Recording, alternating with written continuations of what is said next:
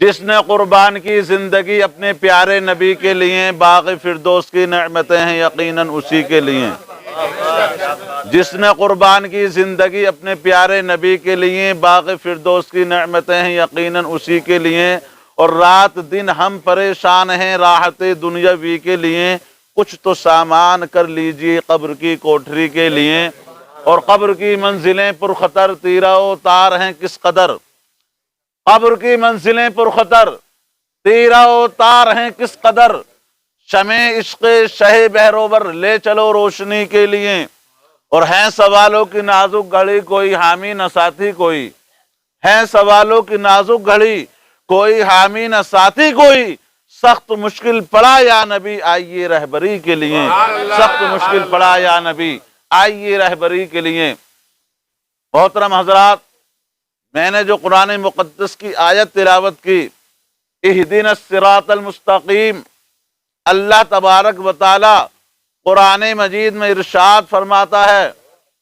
اہدنا الصراط المستقیم، اے اللہ ہم کو سیدھے راستے پر چلا، سیدھے راستے پر چلا۔ سیدھے راستے کا مطلب یہ نہیں کہ بڑھیا سڑک ہونی چاہیے، سیمنٹیڈ ہونی چاہیے، اس میں گڈھے نہ ہو، اس راستے کا مقصد نہیں، بلکہ سیدھے راستے کا مطلب یہ ہے کہ جو میں آپ کو بتانے والا ہوں قرآن مقدس میں ہے، اہدنا الصراط المستقیم، اے اللہ ہم کو سیدھے راستے پر چلا۔ اور آگے اللہ ارشاد فرماتا ہے، صراط الذین انعمت علیہم، ان لوگوں کے راستے پر جن پر تیرا انعام ہوا، اور غیر المغضوب علیہم ولا الضالین، نہ کہ ان کے راستے پر جن پر تیرا قہر اور غضب ہوا۔ اب ہمیں یہ پتہ لگانا ہے کہ اللہ کا انعام کس پر ہوا ہے، اللہ کا انعام کس پر ہوا۔ ہر انسان سے پوچھا گیا لیکن جواب نہ مل سکا۔ پھر ہم نے قرآن سے پوچھا، اے قرآن تو ہی بتا کہ اللہ کا انعام کس پر ہوا ہے، تو اللہ تبارک و تعالی قرآن مقدس میں ارشاد فرماتا ہے، انعم اللہ علیہم من النبیین والصدیقین والشہداء والصالحین، اللہ کا انعام نبیین پر ہے، اللہ کا انعام صدیقین پر ہے، اللہ کا انعام شہداء پر ہے، اور اللہ کا انعام صالحین پر ہے۔ تو ان لوگوں کے راستے پر بتایا گیا کہ اللہ ہم کو سیدھے راستے پر چلا۔ آئیے، یہ تو قرآن مقدس سے تھا، اب میں حدیث پاک سے آپ کو بتاتا چلوں۔ اللہ کے پیارے حبیب صلی اللہ تعالی علیہ وسلم ارشاد فرماتے ہیں، حضرت ابن عمر رضی اللہ تعالی عنہ سے روایت ہے کہ اللہ کے پیارے حبیب صلی اللہ تعالی علیہ وسلم نے ارشاد فرمایا کہ میری امت پر بھی ایک زمانہ ایسا آئے گا کہ جیسا بنی اسرائیل پر آیا تھا، میری امت پر بھی ایک وقت ایسا آئے گا کہ جیسے بنی اسرائیل پر آیا تھا، کہ اگر بنی اسرائیل کی قوم میں کسی نے اپنی ماں سے بدفعلی کی ہوگی تو ضرور میری امت میں بھی ایسا ضرور کوئی ہوگا جو اعلانیہ بدفعلی کرے گا۔ اعلانیہ بدفعلی کس سے؟ اپنی ماں سے۔ یہ میں اپنی طرف سے نہیں بتا رہا بلکہ یہ حدیث پاک میں ہے، اللہ کے رسول نے فرمایا کہ میری امت پر بھی ضرور ایسا ایک زمانہ آئے گا۔ اور آگے آقا نے ارشاد فرمایا کہ بنی اسرائیل کی جو قوم ہے وہ 72 فرقوں میں بٹ گئی تھی، اور میری امت 73 فرقوں میں بٹ جائے گی۔ اللہ اکبر، میری امت 73 فرقوں میں بٹ جائے گی۔ آج کل کچھ لوگ یہ کہہ دیتے ہیں کہ میاں ان مولویوں نے فرقہ بازی نکال رکھی ہے، مولویوں کو بدنام کرتے ہیں۔ وہ اس وجہ سے کہتے ہیں کہ ان کے پاس علم نہیں ہے، اگر ان کے پاس علم ہوگا تو وہ اس لفظ کو نہیں دہرائیں گے کہ میاں مولانا لوگوں نے، یہ تو اللہ کے رسول نے اب سے 1450 سال پہلے فرما دیا کہ بنی اسرائیل کی قوم میں 72 فرقے تھے اور میری امت میں 73 فرقے ہوں گے۔ اور ہمارے نبی نے جو فرما دیا وہ اپنی جگہ حق ہے، وہ اپنی جگہ اٹل ہے۔ ہر بات جھوٹی ہو سکتی ہے لیکن ہمارے نبی کا قول کبھی جھوٹا نہیں ہو سکتا۔ تبھی شاعر نے لکھا ہے، قول محمد قول خدا، فرمان نہ بدلا جائے گا، بدلے کا زمانہ لاکھ مگر قرآن نہ بدلا جائے گا، بدلے کا زمانہ لاکھ مگر قرآن نہ بدلا جائے گا۔ مولانا جابر حسین صاحب قادری تو بتا یہ رہا تھا کہ ہمارے نبی نے اب سے 1450 سال پہلے فرما دیا کہ بنی اسرائیل کی قوم میں 72 فرقے تھے، میری امت میں 73 فرقے ہوں گے۔ اور آگے آقا نے ارشاد فرمایا کہ 73 فرقوں میں 72 فرقے دوزخی ہوں گے، اور صرف ایک ہی فرقہ ہوگا جو جنت میں جائے گا، صرف ایک ہی فرقہ ہوگا جو جنت میں جائے گا۔ صحابہ نے پوچھا یا رسول اللہ صلی اللہ تعالی علیہ وسلم وہ کون سا فرقہ ہے جو جنت میں جائے گا، اس کی کیا پہچان ہے؟ تو آقا صلی اللہ تعالی علیہ وسلم نے ارشاد فرمایا جو فرقہ میرے طریقے پر، میرے صحابہ کے طریقے پر چلے گا وہی فرقہ جنتی ہوگا، اس کے سوا تمام باقی فرقے جہنم میں جائیں گے۔ کس نے فرمایا؟ یہ ہمارے آقا نے فرمایا۔ اور آگے آقا صلی اللہ تعالی علیہ وسلم نے ارشاد فرمایا، حضرت ابن مسعود رضی اللہ تعالی عنہ سے روایت ہے، وہ بیان کرتے ہیں کہ آقا صلی اللہ تعالی علیہ وسلم نے اپنے ہاتھ سے ایک سیدھی لکیر کھینچی اور فرمایا یہ میرا راستہ ہے، جو میرے راستے پر چلے گا وہی جنت میں جائے گا۔ اور آقا نے اور چند لکیریں دائیں بائیں اور کھینچی اور فرمایا یہ شیطان کے راستے ہیں، تم اس راستے سے بچ کے رہنا، کہیں ایسا نہ ہو کہ اگر تم ان راستے پر چلو کہ تم راستے سے بھٹک نہ جاؤ۔ تو پتہ چلا جو ہمارے آقا کا راستہ ہے وہی راستہ جناب صدیق اکبر کا ہے،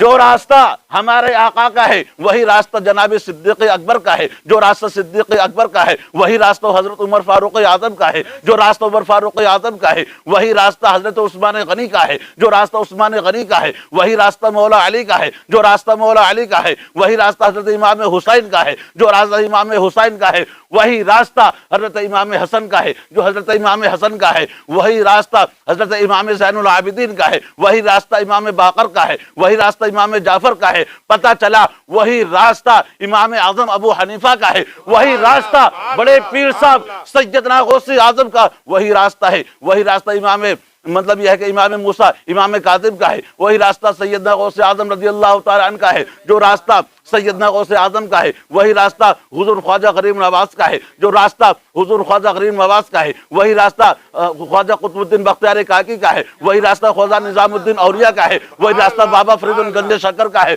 وہی راستہ مہاراجہ شریف کے شاہ برکت اللہ کا ہے، جو راستہ شاہ برکت اللہ کا ہے وہی راستہ سیدنا اعلی حضرت رضی اللہ تعالی عنہ کا ہے، جو راستہ امام احمد رضا خان کا ہے وہی راستہ امام اعظم ہند کا ہے، جو راستہ امام اعظم کا ہے وہی راستہ دمشق کے رہنے والے حضرت شاہ عباد اللہ شامی بابا کا ہے، جو راستہ شامی بابا کا ہے وہی راستہ ضمیر علی شاہ کا ہے، اور جو راستہ ضمیر علی شاہ کا ہے وہی راستہ حضرت مولانا حسن قادری کا ہے، اور جو راستہ قادری صاحب کا ہے وہی راستہ مولانا انور حسین قادری کا ہے، جو راستہ مولانا انور حسین قادری کا ہے وہی راستہ معاشر صاحب قادری کا ہے۔ اللہ اکبر یا رسول اللہ، شہزادہ پیر صاحب زندہ باد، مولانا جابر صاحب زندہ باد، قادری طرطوسی زندہ باد۔ پتہ چلا یہ راستہ جو جنت کا راستہ ہے یہ حضور سے ہوتا ہوا، خلفائے راشدین سے ہوتا ہوا، تمام اماموں سے ہوتا ہوا یہی راستہ ہم تک آ پہنچا ہے، اور یہی راستہ جنت کا راستہ ہے۔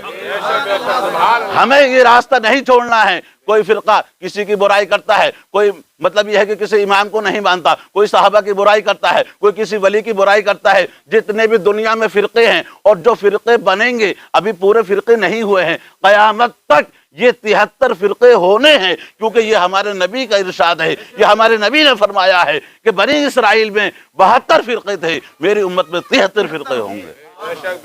اور جنتی جو ہے وہ ایک ہی فرقہ ہوگا۔ وہ جنت والا کو ہر آدمی اپنے فرقے کی مطلب تعریف و توصیف کرتا ہے کہ ہمارا فرقہ جنتی ہے، ہر آدمی ہر فرقے والا اپنے فرقے کو جنتی بتاتا ہے، لیکن دعوے سے کام نہیں چلتا، دعوے کے ساتھ ساتھ میں دلیل کا ہونا بہت ضروری ہے، اور یہ دلیل کسی کے پاس نہیں ہے۔ حقانیت کی جو دلیل ہے وہ امام اہل سنت فاضل بریلوی رضی اللہ تعالیٰ عنہ نے بتایا کہ اہل سنت والجماعت جو فرقہ ہے یہی فرقہ جنتی فرقہ ہے، کیونکہ یہ ہمارے نبی سے ہوتا ہوا ہم تک آ پہنچا ہے، اور یہی راستہ جنت کا راستہ ہے۔ ہمیں اس راستے کو نہیں چھوڑنا۔ ہمارے نبی صلی اللہ تعالی علیہ وسلم نے ارشاد فرمایا کہ جو دنیا میں رہ کر جس کے طریقے کو اپنائے گا، جس کے طریقے پر چلے گا، کل قیامت کے دن اس کا حشر بھی اسی کے ساتھ کیا جائے گا۔ آج ہم اپنا حال دیکھیں، آج ہم اپنے معاشرے کا حال دیکھیں کہ ہم کھڑے ہو کر کھاتے ہیں، کھڑے ہو کر پیتے ہیں، شادی ہو یا کوئی ایسا پروگرام ہو، بہت سے لوگ تو اگر بیٹھنے کا بھی انتظام ہے تب بھی جان بوجھ کر کھڑے ہو کر کھاتے ہیں۔ لیکن کھڑے ہو کر کھانا، ہمارے نبی نے فرمایا اگر تم کھڑے ہو کر دھوکے سے پانی پی لو، دھوکے سے،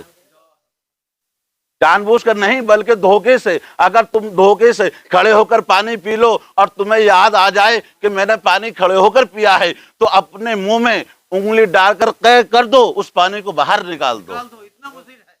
اتنا خطرناک ہے۔ جو لوگ کھڑے ہو کر کھاتے ہیں، پیتے ہیں، نبی کی سنت کو پامال کرتے ہیں، نبی کی سنت کو زندہ نہیں کرتے، ہمارے آقا صلی اللہ تعالی علیہ وسلم نے ارشاد فرمایا ایسے وقت کے عالم میں جب میری سنت مٹ رہی ہو اور اس وقت جو میری ایک سنت کو زندہ کرے گا اس کو 100 شہیدوں کا ثواب عطا کر دیا جائے گا۔ 100 شہیدوں کا ثواب ایک سنت کو زندہ کرنے میں۔ جب سائنس نے اس چیز کا پتہ نکالا کہ اسلام کے اندر جو بیٹھ کر پینے کا حکم آیا ہے اس پہ اتنی تاکید آئی ہے، اس کی کیا وجہ ہے کہ بیٹھ کر اتنی تاکید کیوں آئی ہے، تو پتہ چلا، سائنس نے پتہ نکالا کہ کھڑے ہو کر پینے سے انسان کے اندر 7 بیماریاں ایسی پیدا ہو جاتی ہیں کہ جن کا دنیا میں کوئی علاج ہی نہیں ہے۔ 7 بیماری۔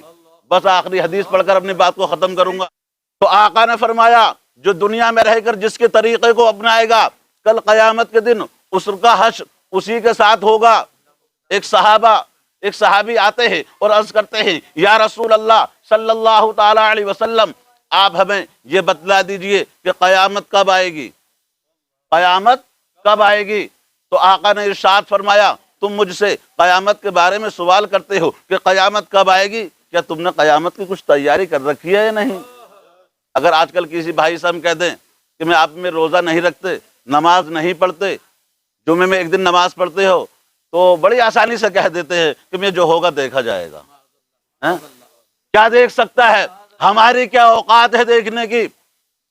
اللہ کے پیارے حبیب صلی اللہ تعالی علیہ وسلم ارشاد فرماتے ہیں کہ دوزخ کی آگ کو اگر سوئی کے ناکے کی برابر دنیا میں کھول دیا جائے، صرف سوئی کے ناکے کی برابر، تو اس کی تپش سے پوری دنیا والے سب ختم ہو جائیں گے۔ اتنی خطرناک آگ ہے دوزخ کی، جس میں دوستیوں کو ڈالا جائے گا،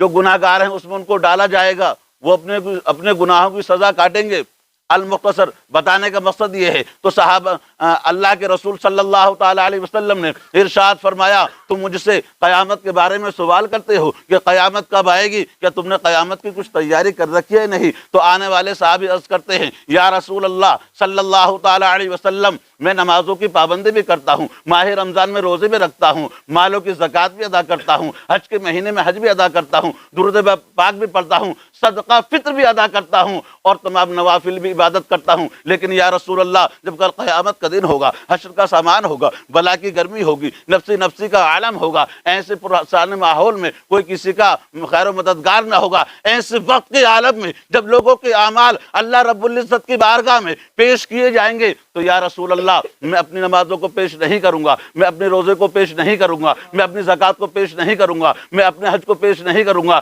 میں اپنا صدقہ فطر کو پیش نہیں کروں گا، بلکہ یا رسول اللہ کیونکہ مجھے اپنی نمازوں پر ناز نہیں، مجھے روزے پر ناز نہیں، مجھے حج پر ناز نہیں، مجھے زکوٰۃ پر ناز نہیں، مجھے اپنی کسی عبادت پر ناز نہیں، کیونکہ یا رسول اللہ میں دنیا میں رہ کر آپ سے محبت کرتا ہوں تو آپ کی محبت کو پیش کر دوں گا۔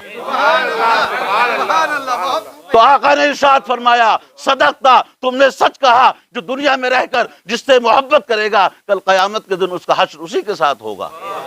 اب فیصلہ ہمیں کرنا ہے کہ ہمیں کس سے محبت کرنی ہے، کیا ہمیں کسی کھلاڑی سے محبت کرنی ہے، کیا کسی ہیرو سے محبت کرنی ہے، یا کسی نیتا سے محبت کرنی ہے۔ اگر ہم کسی کھلاڑی سے، کسی نیتا سے، کسی دنیاوی آدمی سے، کسی مالدار آدمی سے اگر محبت کریں گے تو یہ ہماری محبت بیکار ہے، بلکہ دنیا میں رہ کر اگر ہم غوث اعظم سے محبت کریں گے، مولا علی سے محبت کریں گے، جناب عثمان غنی سے محبت کریں گے، کریں گے، عمر فاروق اعظم سے محبت کریں گے، اور جناب صدیق اکبر سے محبت کریں گے، اور سب سے زیادہ محبت ہم اپنے آقا سے کریں گے، تو یقیناً ہم دنیا میں بھی کامیاب ہیں اور آخرت میں بھی کامیاب ہیں۔